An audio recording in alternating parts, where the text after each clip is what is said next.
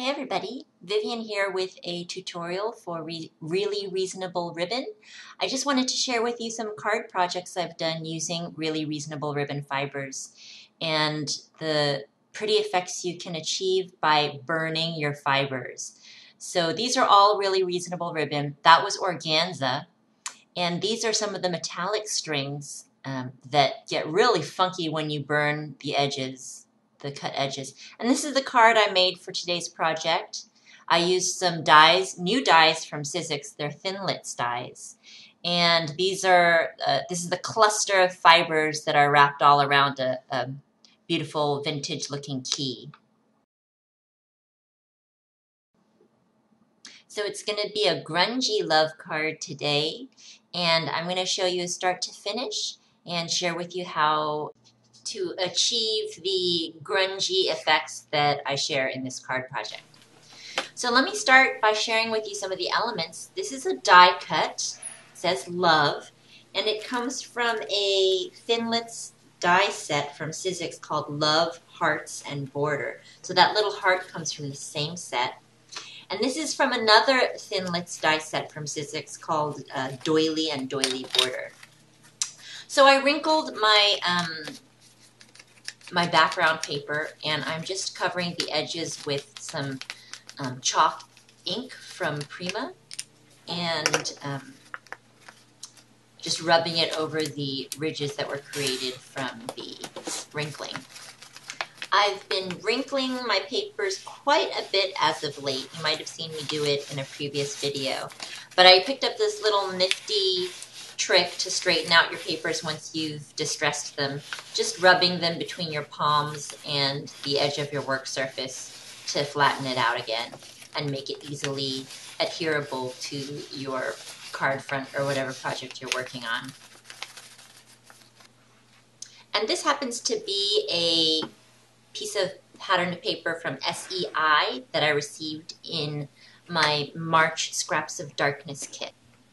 I'm going to do a little bit of stamping with a set of Prima clear acrylic stamps and Clearsnap mixed media inks, INX, in the color Mossy.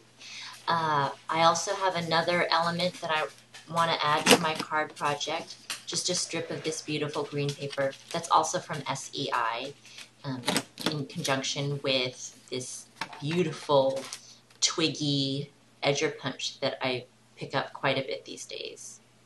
This one's from Martha Stewart. So now that I have all my pieces, I'm just going to adhere them all together in an arrangement that I like and find the right placement for this love sentiment that I die cut. That piece was inked with the Mossy ink as well as the fluid chalk ink from Prima. And then I just tapped a distress paint from Tim Holtz in Picket Fence on top to lighten it up a little bit because the rest of the card is going to end up being quite dark. So these are little wood bees from Kaisercraft that came in a Scraps of Darkness kit. I believe it was this most recent March kit.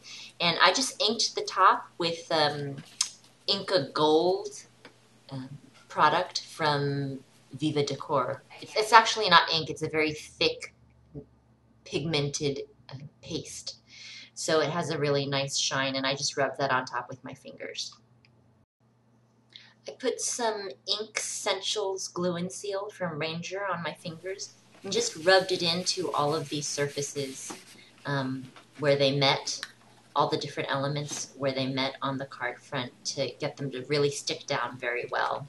So I got in under the doily edges and under the twig edges and just rubbed that all in there.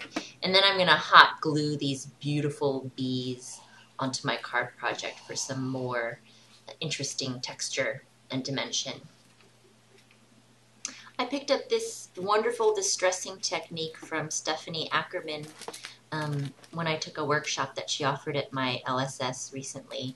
And it's just drawing a distress marker along the outlines of your project and then using that same glue and seal to rub it into the crevices created between the different layers of papers that you've got in there. So before it dries, I mean, right away you need to get in there and start rubbing it in there.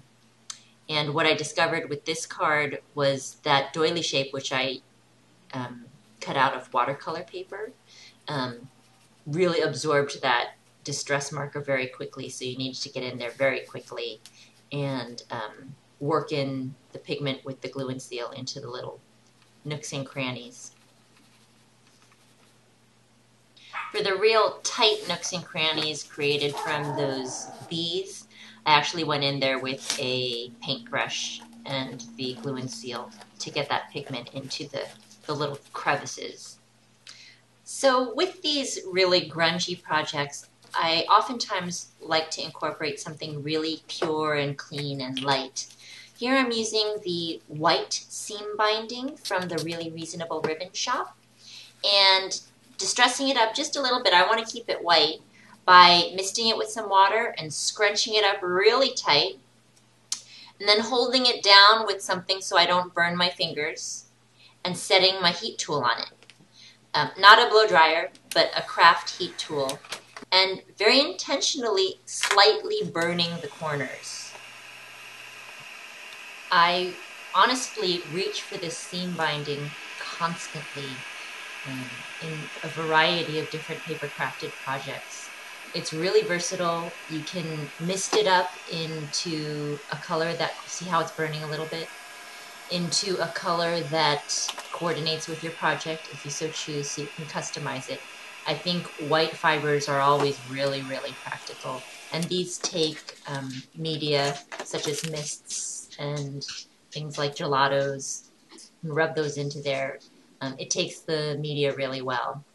And I find that when I wet it this way and then sort of pull out the shapes just a little bit, it adds a really nice dose of texture to my paper crafted project. So this is the string metallic gold, and I'll show you in a little bit what it looks like when I use the string metallic iridescent from the Really Reasonable Ribbon Shop. But I'm just folding it up here and tying at the center, and then I'm going to snip all those loops so that I have a lot of exposed ends which are ready to unravel and warp when I set the heat tool on them. So each fiber is going to warp in a different way, but let me just see if I can show you how these warp.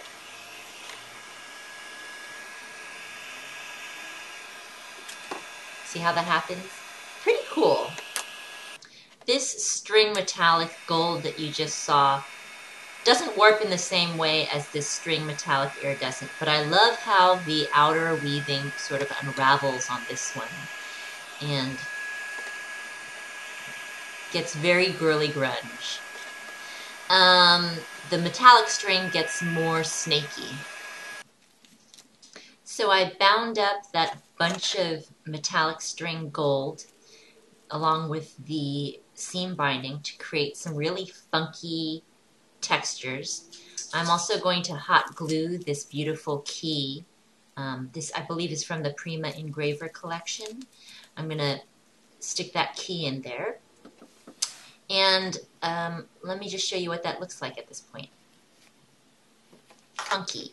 And I'm going to just, oh, so here's my card base, and I ran that chalk edger, I believe it's in Fall Leaf, that's the color, along the edges to have it coordinate a little bit better instead of a stark white. And adhere that on the top. I put a few little dots of hot glue to get the, inconspicuously, to get the seam binding to stay, maintain its dimension.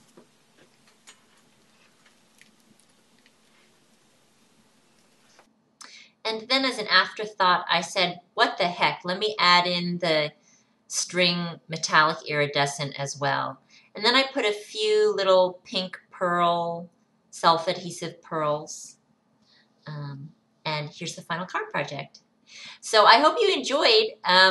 Whether or not this is your style, I think that you can achieve some really wonderful soft effects by adding in your heat tool into the mix when you use your fibers. And the way it alters the fibers is much more interesting to me than just a straight bow. So I hope you'll give it a try, and thanks so much for watching. If you haven't gotten enough inspiration and you'd like to see more, you can visit me at my blog. That's www.contadinak.com. And I have plenty more videos here on YouTube. And my channel here is Contadina K. Bye.